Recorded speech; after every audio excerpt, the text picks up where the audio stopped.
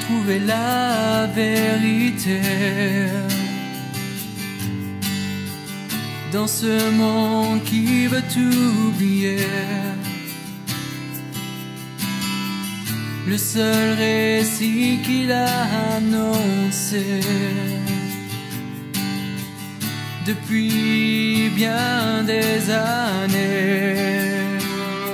Mais il est encore temps de croire que seule la Bible offre l'espoir. Levons-nous ensemble pour voir sa puissance. Il nous suffit seulement de croire que tout ce qu'elle dit est vrai pour que notre humanité soit sauvée.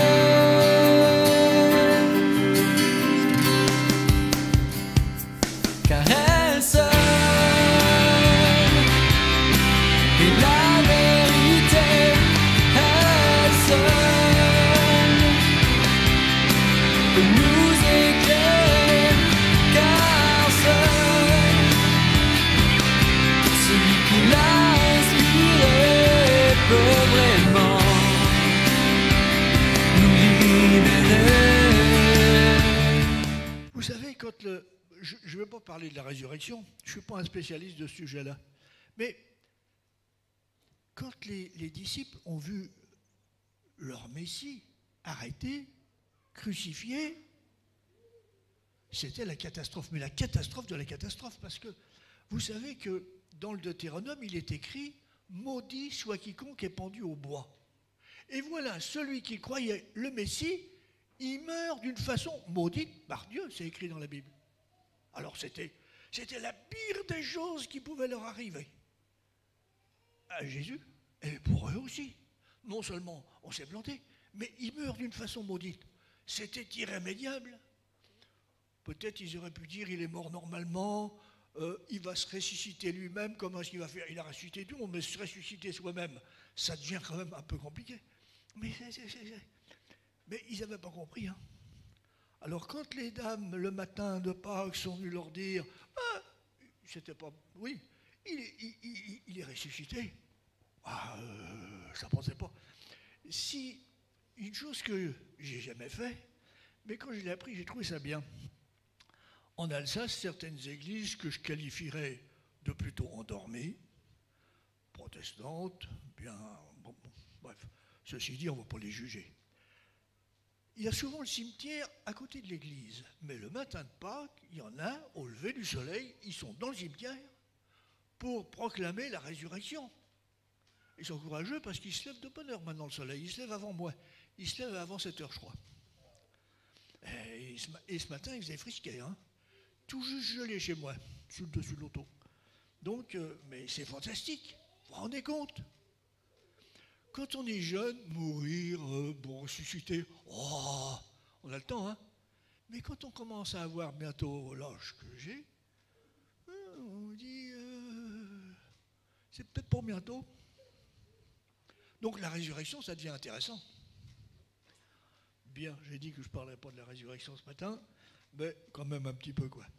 Et je vais dire quelque chose de particulier, et ensuite, je vais parler de quelque chose où il faudrait 7 dimanches. Je vais le faire en un, n'ayez crainte. Ah, il n'y a pas d'heure chez vous. Ah si, il y en a là-bas, mais moi, même avec mes lunettes, je ne peux pas la lire.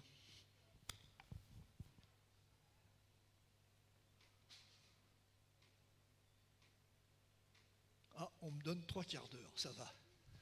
Sur le programme. Oui, mais c'est vrai, le frère, tout à l'heure, le chantre, il ne s'est pas trompé, hein. Là, c'est mis 10h30, Pasteur Weber. Après les chants, les célébrations.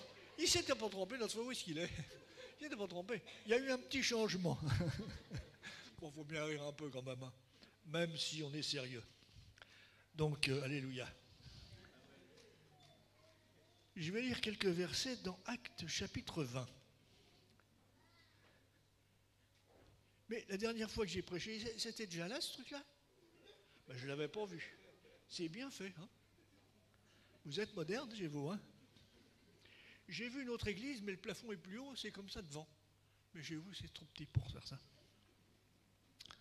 Alors, acte 20, J'aurais pu le donner aux frères avant, ils vous l'auraient pensé. Acte 20, 28, 31.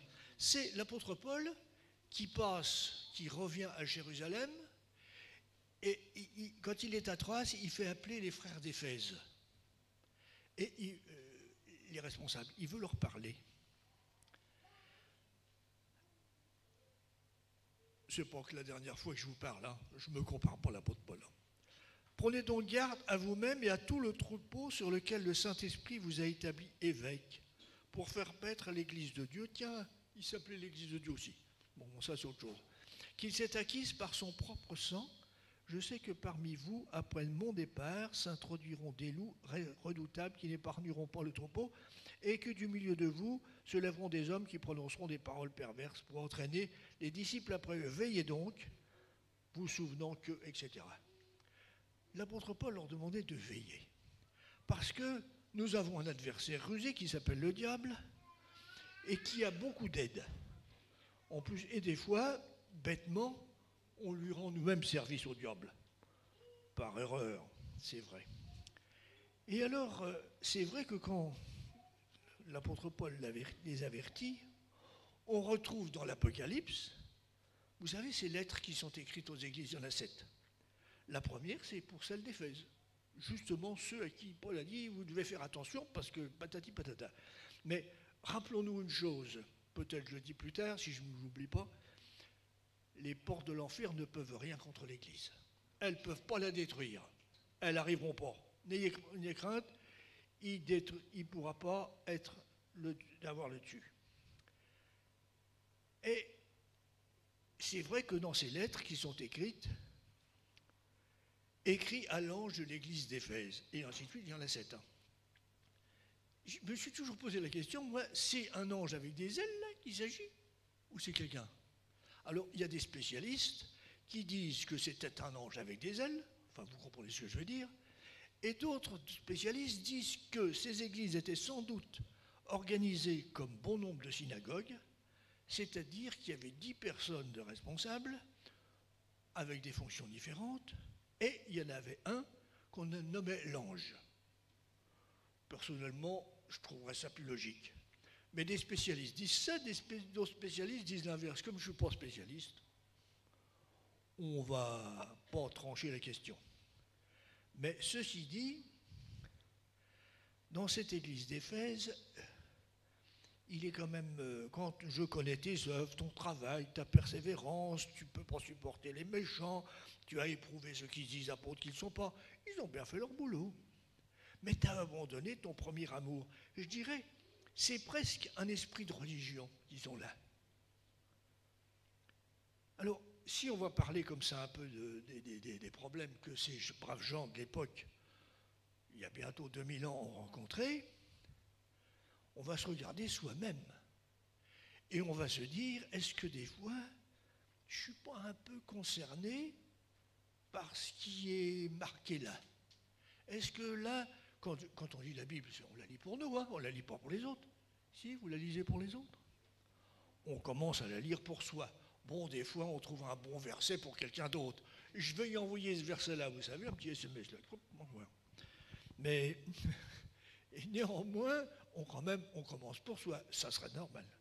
Donc, on va dire, mais est-ce que des fois, dans ça, je me sentirais concerné et je ne pourrais pas trouver un encouragement où là, le Seigneur me redresse un peu.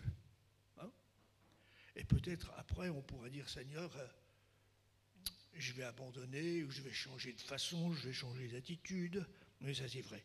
Moi, j'ai l'impression que cette église d'Éphèse avait un peu pris le dessus, l'esprit de religion, vous savez, avait pris le dessus. On vient par habitude.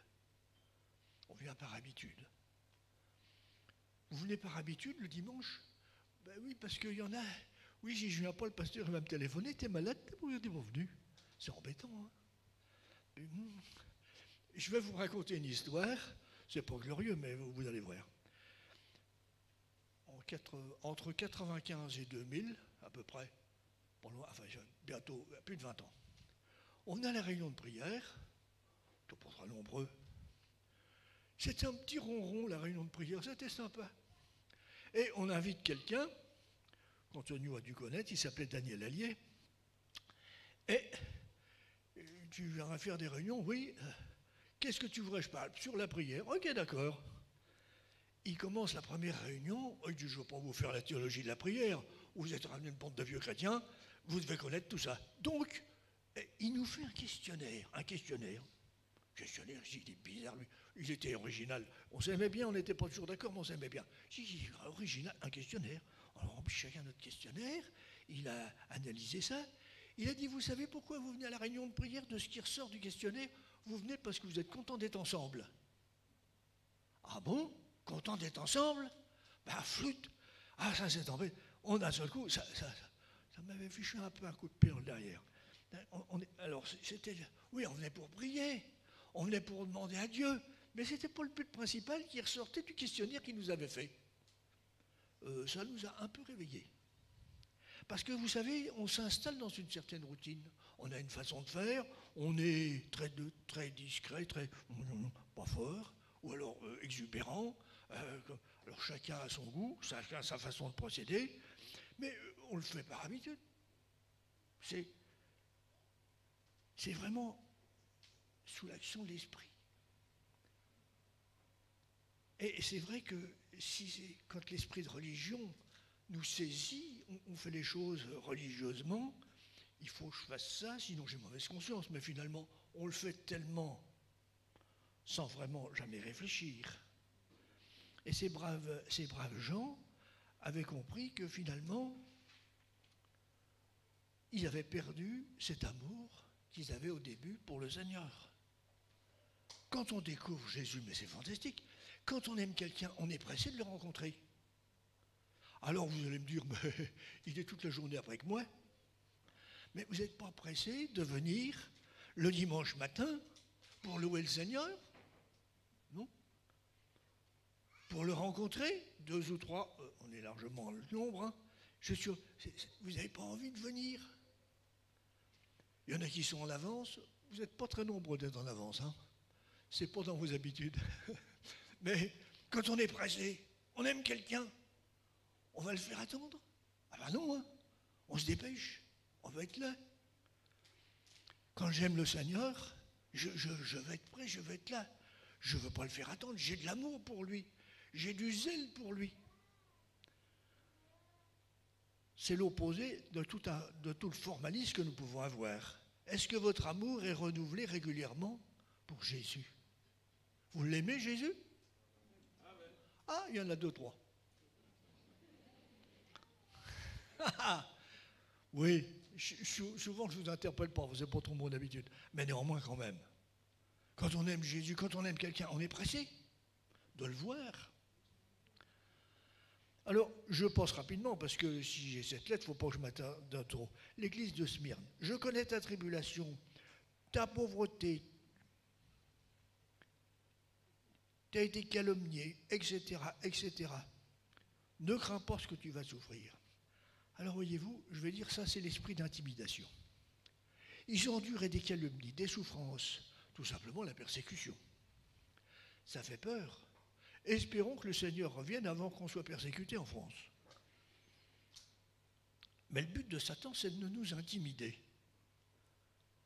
Pensez à l'apôtre Pierre. Quand Jésus était arrêté, il a quand même eu le courage d'aller dans la cour où Jésus était. Il a quand même eu le courage d'y aller. Mais il y en a qui disent, dis donc,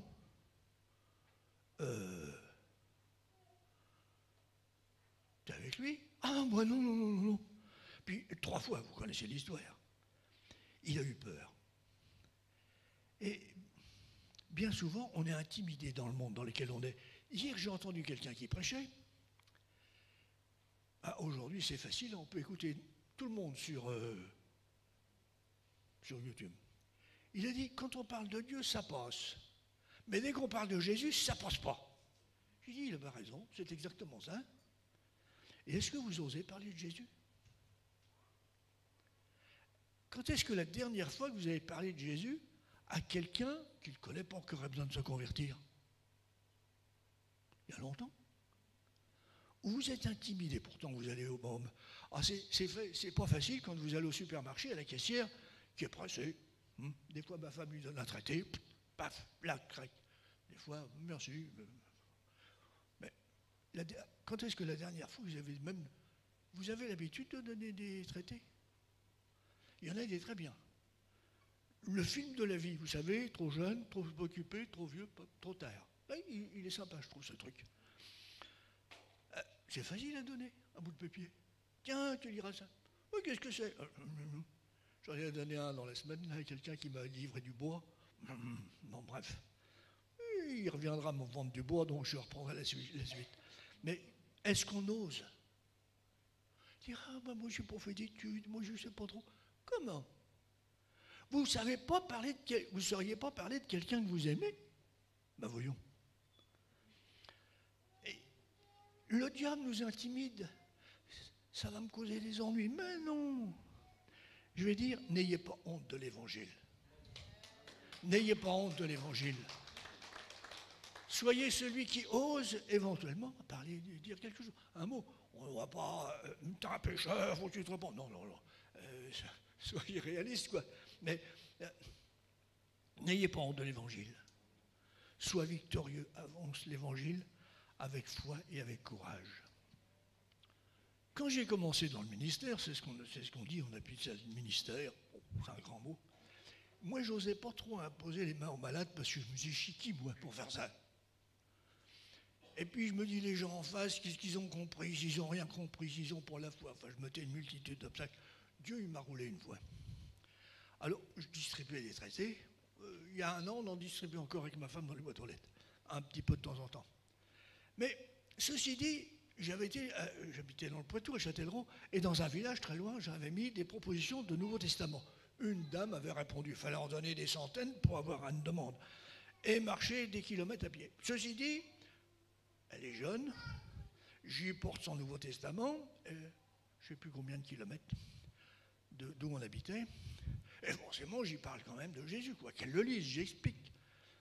Et puis elle me dit que son gamin est malade depuis sa naissance, mais elle ne peut pas le faire baptiser, elle a peur, parce que le curé, si le mari ne veut pas venir, le curé ne veut pas baptiser le gamin, il veut le père et la mère.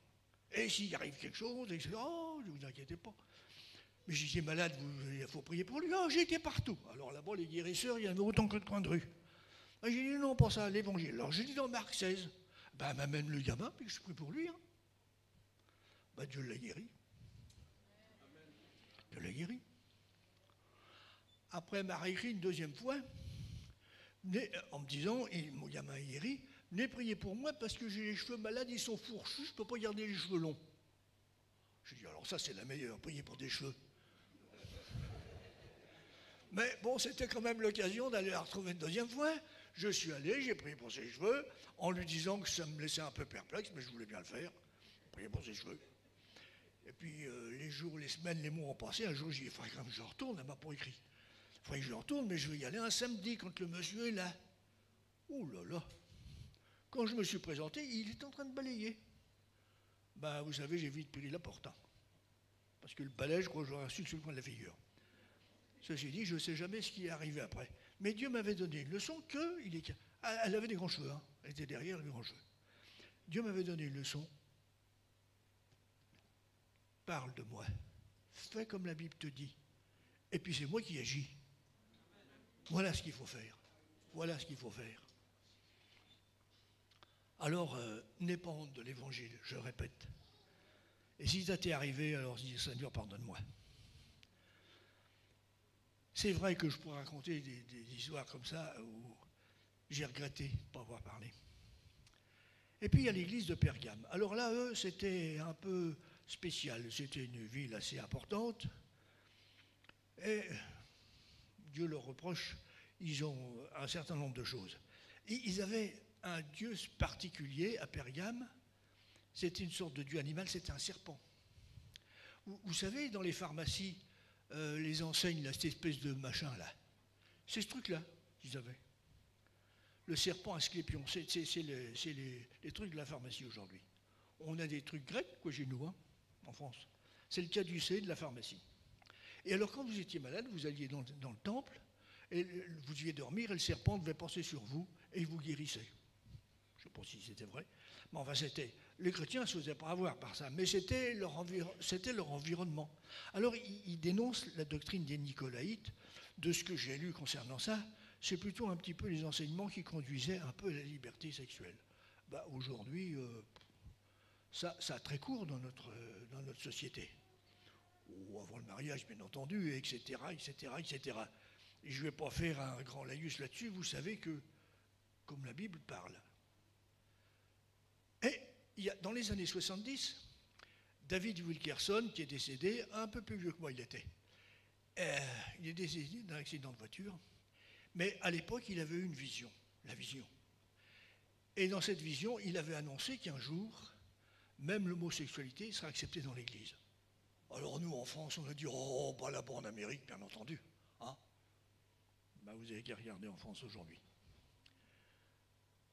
Et Dieu, déjà, à ce moment-là, se fâche contre cette Église. Et puis il y avait aussi ceux qui avaient l'histoire de Balaam. Balaam aussi, c'est un roublard qui, on ne va pas reprendre son histoire, mais néanmoins, comme il ne pouvait pas maudire le peuple d'Israël, il perdait du pognon. Alors il a enseigné aux ennemis d'Israël de les entraîner dans le péché, et comme ça, ils allaient perdre la guerre, et lui, il allait toucher son pognon. C'était ça, finalement. Et c'est vrai que dans le monde actuel, l'argent peut être un problème. Et je dirais, est-ce que vous aimez l'argent ? Si vous aimez l'argent, vous n'en aurez jamais assez. Et si vous aimez l'argent, ne soyez pas pasteur dans l'Église de Dieu. Les qu'à demander à Antonio, il n'y en a jamais eu. Moi, j'en ai pas eu beaucoup non plus.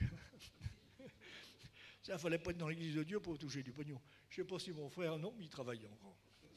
Alors, là, de ce côté-là, vos serviteurs, ils ne vous plument pas.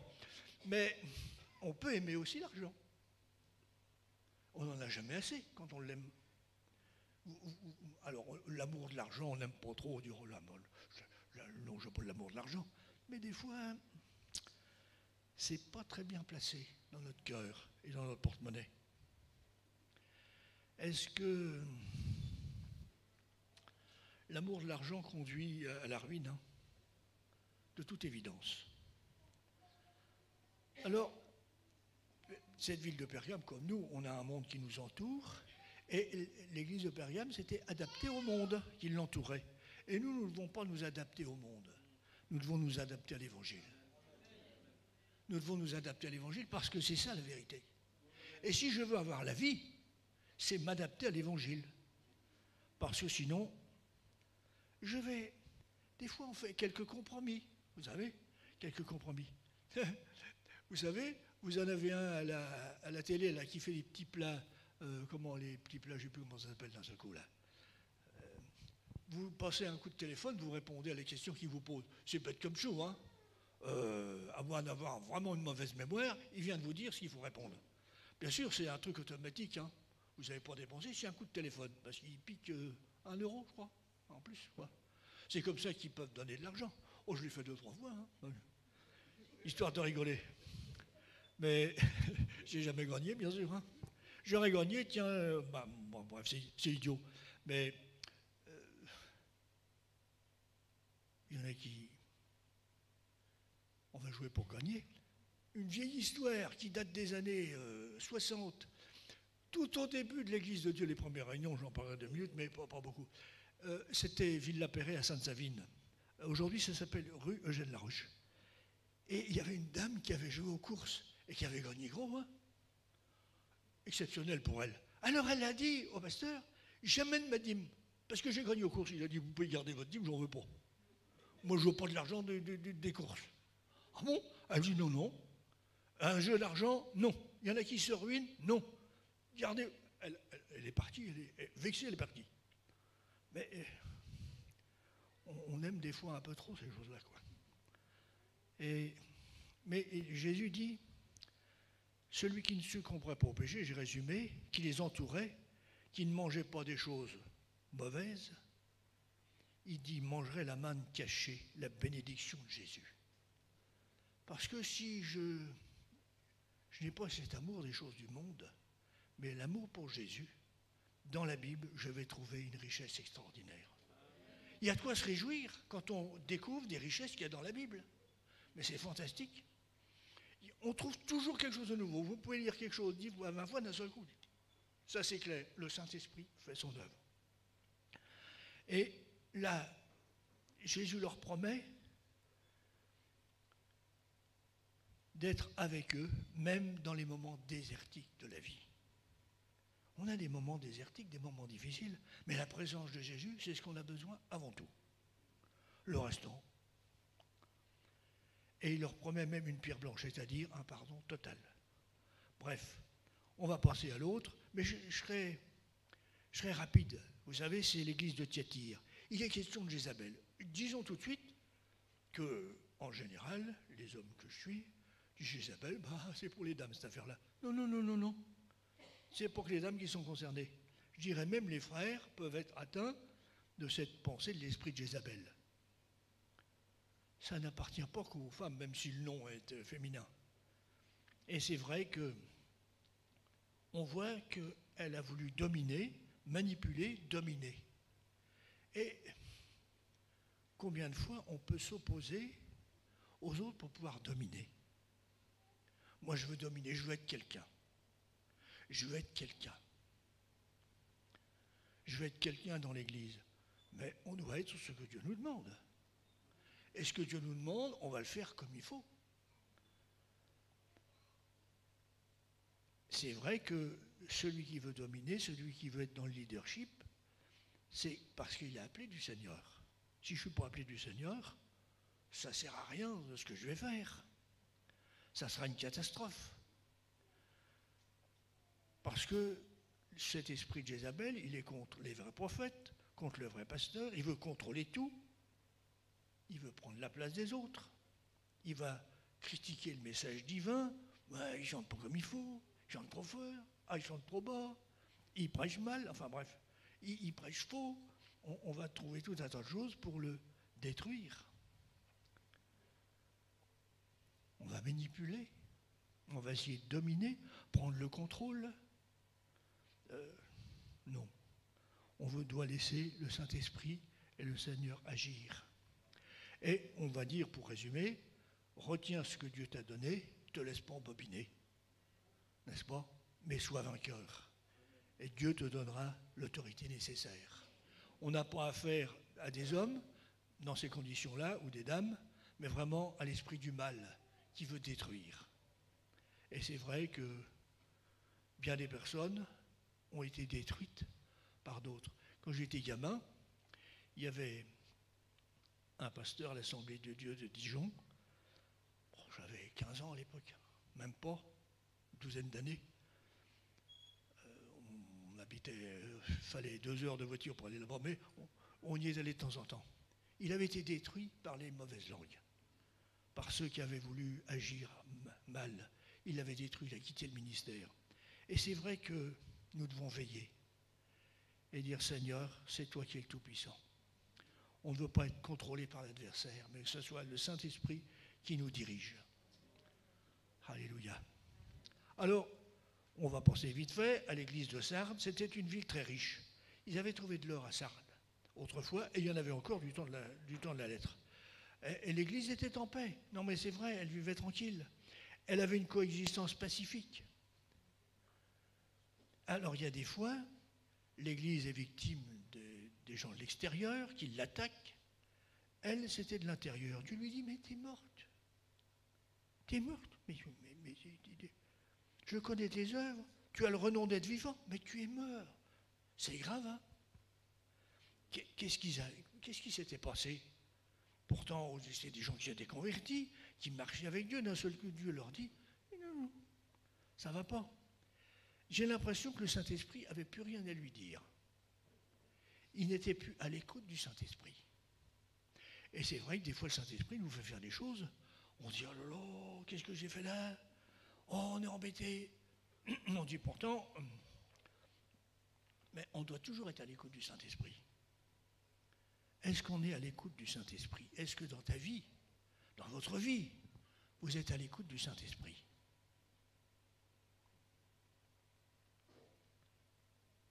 Est-ce que c'est simplement alors l'habitude qui a pris le dessus, comme je disais tout à l'heure, un peu la religion. Le Saint-Esprit, on ne l'entend pas, il ne peut pas parler, il ne peut pas nous bousculer.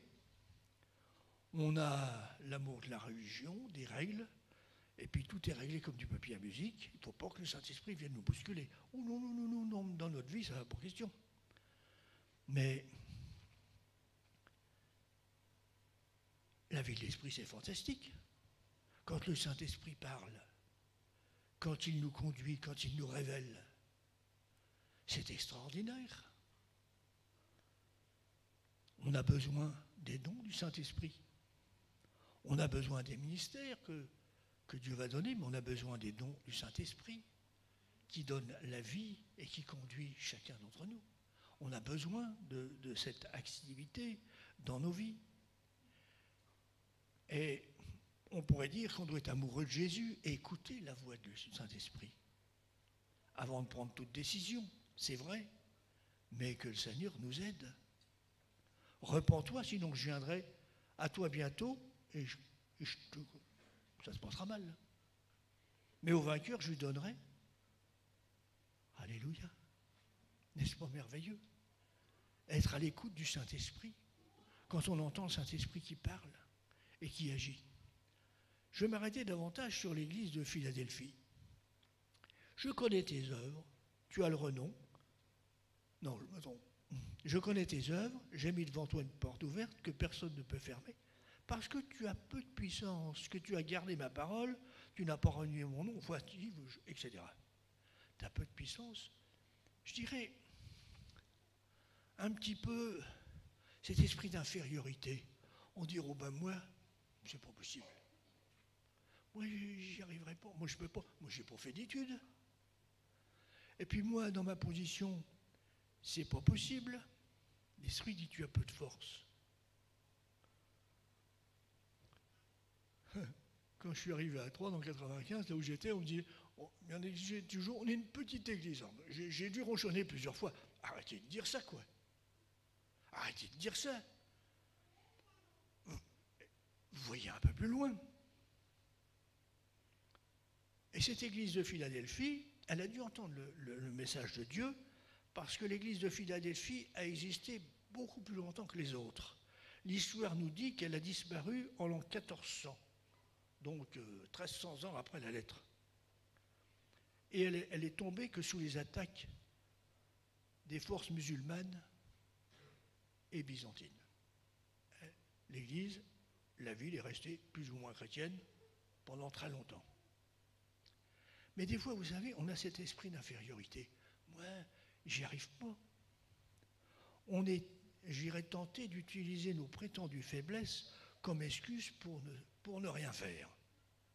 Mais on n'est pas faible avec le Seigneur. On est d'accord? L'ennemi nous trompe facilement en nous faisant croire qu'on est faible. On met des fois notre faiblesse sous le compte de l'humilité. Mais moi, je suis humble, je suis doux. Non, non, non. Quand c'est de la faiblesse, on est paralysé. On n'ose pas faire. Il faut triompher de ça. De même, moi je vais remonter dans l'ancien temps. Dans les années 80, il y avait un frère qui venait de temps en temps à Châtellerault à l'église. Il était original, il a mon âge, il est toujours original. Hein. Mais ceci dit, il me racontait toujours des trucs. J'ai dit, qui va chercher tout ça, celui-là? Et puis un jour, il me dit, écoute, moi j'ai rencontré quelqu'un, parce qu'il y a des choses bizarres chez moi, il avait une ferme et des chèvres. Il avait 90 chèvres, une centaine de chèvres. Et les choses bizarres, moi, j'ai des bizarres, puis c'est tout. Il me disait, par exemple, le vendredi saint, ma pompe à eau tombe en panne. Il faut que je tire l'eau au seau, parce que c'est le vendredi saint. Voilà. Il dit, cette année, j'en ai acheté une neuve. Eh bien, la neuve est tombée en panne. J'ai tiré l'eau au seau. J'ai dit, tu fasses, prends une pompe à la main comme ça, hein, si l'électrique ne marche pas. Bon. Enfin, je ne comprenais pas très bien ce qu'il me disait. Et il me dit, il y a un frère qui m'a dit, mais que j'ai rencontré, il m'a dit, quand tu as un pépin, tu n'as qu'à dire, ordonner au démon de quitter ta ferme. Je l'ai fait, il t'aurait vu ça. Les chèvres se sont affolés, le chien a aboyé, les souris sont partis, et j'ai entendu des beuglements pas possibles. Ah bon? J'ai dit, oui. Ben, il dit, je ne sais pas s'ils sont tous partis, hein. Bon, eh ben, je lui dis, on va y aller. On est parti avec 2 frères de l'église, et puis t'es à 35 km, c'est ça. On est allé, il a raconté encore son histoire. On est allé dans la chèvrerie, on a chassé les démons. Ah, ils ne se passent plus rien, ils sont plus là. Hein. Puis on a recommencé de prier, remercier le Seigneur. Et il y a un frère qui a eu une parole. Il a dit, cessez d'être des spectateurs, soyez des acteurs. Ah bon? Là, j'ai un peu compris. J'ai dit, oui, tu l'écoutais, tu le voyais, bah, il est bizarre, il a des choses bizarres, on priait pour lui, gentiment. Mais c'est pas suffisant, hein. Il fallait taper dedans. Il ne fallait pas se sentir en dessous. Et je dirais que nous ne sommes pas faibles, nous avons avec nous celui qui est mort et ressuscité. Celui qui a tout pouvoir dans le ciel et sur la terre, il est avec nous. Alors c'est vrai que l'apôtre Paul dit, quand je suis faible, c'est là que je suis fort. Parce que quand nous on se met, c'est Jésus qui peut agir. C'est Jésus qui agit. On n'a pas le droit de se dire, comme je disais tout à l'heure, on n'ose pas donner un traité, on n'ose pas parler de Jésus, on n'ose pas parler de Dieu. C'est un peu pareil. On ne se sent pas à la hauteur. Mais si on l'est, parce qu'on a Jésus avec soi. N'ayons pas peur de pouvoir apporter l'évangile autour de nous. N'ayons pas peur de prier pour des choses extraordinaires. En fait, oui, il faut être au niveau de la grandeur de Dieu. La réponse à notre faiblesse, c'est sa force. La réponse peut-être à notre infériorité, c'est sa supériorité à lui. C'est lui qui est supérieur à nous. Mais nous sommes que ses agents. Ce n'est pas en fournissant des efforts humains, mais en nous faisant pleinement confiance à lui. Et si on obéit à Dieu, croyez-moi qu'il vous donnera des opportunités. Vous n'en avez jamais eu des opportunités? Vous n'avez pas raté quelque chose? Une dame avec qui j'avais parlé de l'évangile une paire de fois et qui ne voulait rien entendre d'ailleurs. Et puis je suis passé au bout de sa maison une fois, je m'arrête. Oh non, elle va encore, c'est bon, je ne m'arrête pas. Elle est morte quelques jours après, une crise cardiaque. J'ai eu quand même sur la conscience. J'ai dit, flûte à l'heure. J'aurais quand même pu m'arrêter. Peut-être que ça leur aurait rappelé quelque chose. Et quand elle est partie, peut-être qu'elle se serait convertie quand même, qu'est-ce que j'en savais. Et puis, quand elle est partie, peut-être elle se serait rappelée de ce que je venais de lui dire 2-3 jours avant. On l'a sur la conscience après. On se dit, mais quand même, je passais là et j'ai eu envie, pourquoi? Le Seigneur, des fois, nous pousse quelque part. Il faut être à son écoute, je dirais. Alors, on arrive à une des dernières lettres, c'est celle de Laodicée. Ouh là là, là, Dieu, qu'est-ce qu'il lui dit aussi? Tu es tiède, tu as perdu ta ferveur. C'est vrai que des fois dans notre vie, on n'est pas trop infidèle, pas trop fidèle non plus, enfin, un peu entre les deux, vous savez. Hein. Moi, je suis quand même fidèle au Seigneur, moi, pas parfaitement fidèle, mais quand même, je suis assez fidèle. Je me débrouille. Je vais quand même au culte, de temps en temps à la réunion de prière. C'est peut-être pas toujours facile la semaine, mais quand même. On se débrouille, on fait au mieux. J'ai l'impression que, là, Jésus n'a pas l'air très content. Cette église ils étaient devenus complaisants. Est-ce que je suis complaisant? Est-ce que je suis sérieux dans ce que je fais?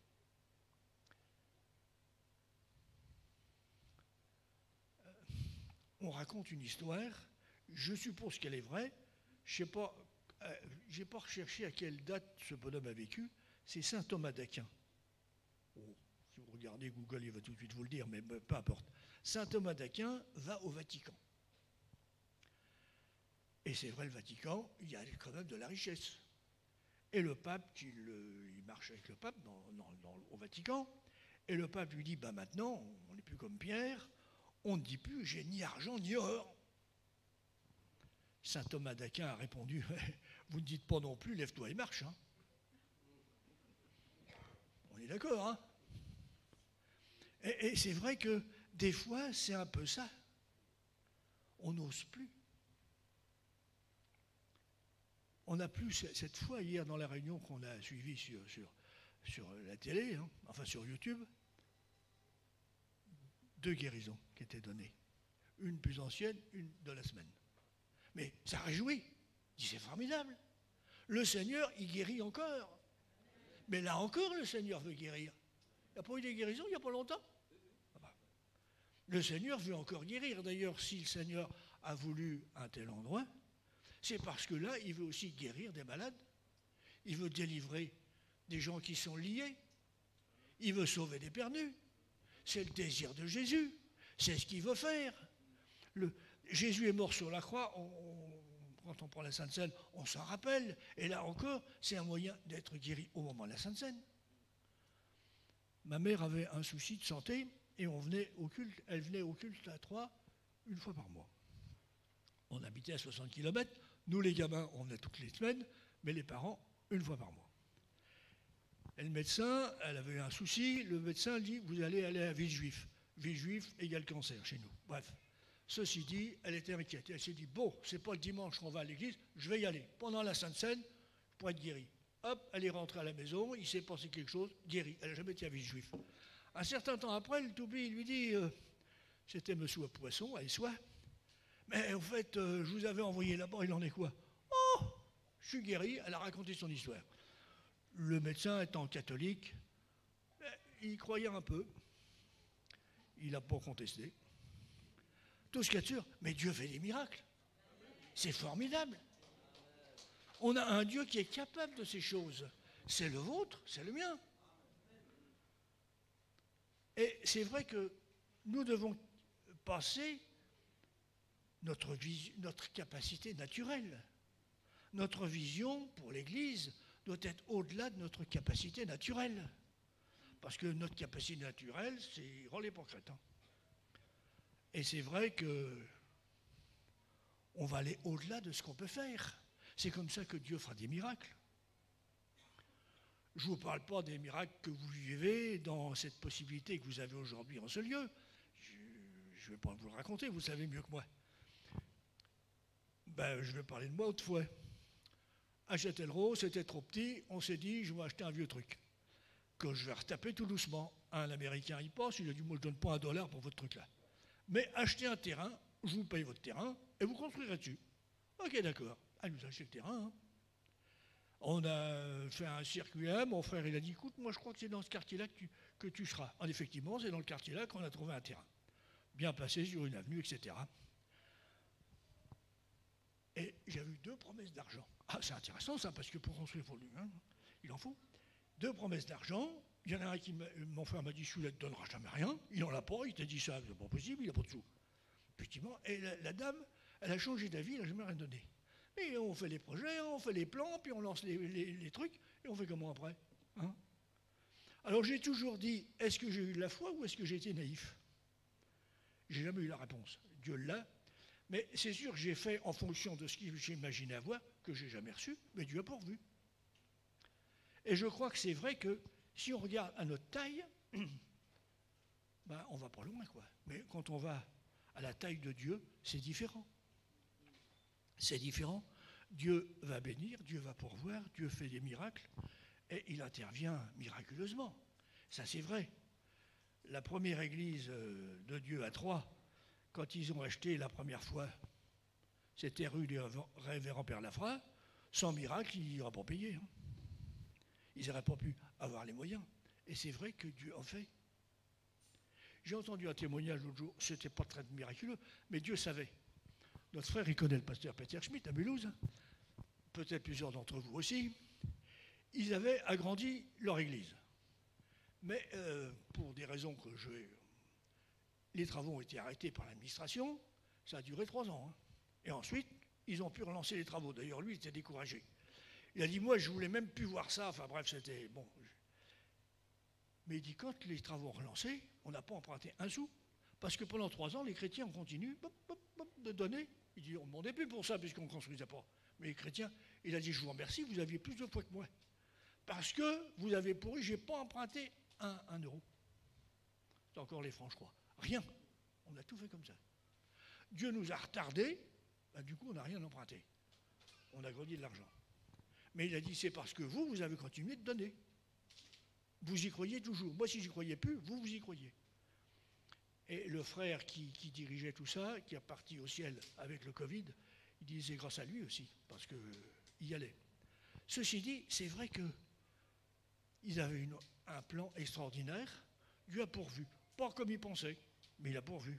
Dieu ne fait pas toujours comme on imagine, mais il le fait. Il fait des miracles. Des fois, on dit, on n'a pas de solution. Mais Dieu aura la sienne, c'est pour aujourd'hui, ça sera peut-être demain.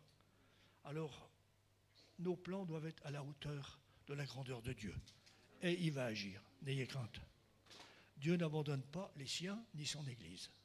Son Église n'est jamais défaite, elle est victorieuse. Alléluia. La présence de Jésus est le fondement de notre véritable communion avec Dieu. Et si je suis dans la présence de Jésus, si je marche avec lui, alors tout est différent. Si je m'écarte, si je m'endors, alors bien sûr ça devient compliqué. Si j'écoute plus le Saint-Esprit, ça devient compliqué. Si je n'obéis pas au Seigneur, ça devient compliqué. Mais la présence de Jésus, c'est le fondement de notre véritable communion dans notre vie. Faudrait pas. Il y avait une fois, encore une histoire, excusez-moi. Un juif qui veut rentrer dans une église catholique, c'était en Pologne. Quand on le crucifie, il lui dit, moi, on me met à la porte de l'église. Je ne sais pas comment faire. Jésus lui aurait répondu, moi, il y a longtemps qu'ils m'ont mis dehors aussi. Que nous ne mettions jamais Jésus dehors de notre porte, de notre maison. Mais qu'il soit toujours, et non seulement le bienvenu, mais un hôte permanent. Que le Seigneur nous aide. Alors, on va prier ensemble. Est-ce que dans ce que je vous ai dit, que j'ai essayé de vous dire rapidement, simplement et au mieux,